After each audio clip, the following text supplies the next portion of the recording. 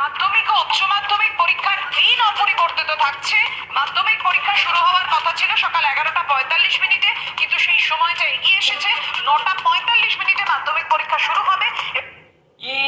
এ তো মেনে নেওয়া যায় না। এটা কি ধরনের অসম্ভবের মধ্যে এটা কি ডিসিশন? এটা একটা বৃহত্তর আন্দোলনে নামতে হবে আমাদের। আন্দোলন হবে, রাজপথ গর্জে উঠবে, আমি বলে দিলাম। প্রতিবাদে মুখর হয়ে যাবে আমাদের মতো ছাত্ররা সব। এ মেনে নেওয়া যায়, কড়া নিন্দা করছি আমি।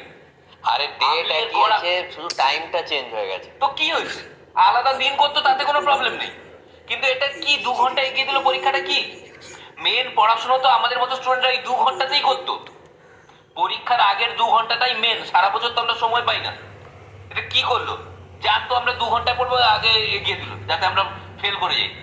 তারপরে ফেল করে যাবো, আমাদের নামে কুৎসা রটাবে এই নিউজ চ্যানেলে বসে। মেনে নেওয়া যাচ্ছে না এটা। তাহলে সারা বছর পড়িস নি কেন রে তোরা? সারা বছর কি আর সবার পড়াশোনা করার সময় থাকে? সবার কি আর ওই ভাগ্য থাকে? আমাদের মতো স্টুডেন্টরা সারা বছর পড়ার সময় পায় না। দিন রাত এক করে অক্লান্ত পরিশ্রম করে আমাদের ফাঁকি মারতে হয়। ওই ফাঁকি মারার সময় থেকে সময় বের করে পড়াশোনা করা অত সহজ জিনিস নয়। কঠোর বিশ্রাম। আর আমি তো মধ্যশিক্ষা পর্ষদের কাছে একটা দাবি রাখবো যে পরীক্ষা পেছনো হোক দরকার হলে। মাধ্যমিক বেশি দিন নয়, 3 বছর পেছক। আগে উচ্চ মাধ্যমিক দিয়ে দিই, তারপর সময় পেলে মাধ্যমিক দিয়ে দেবো।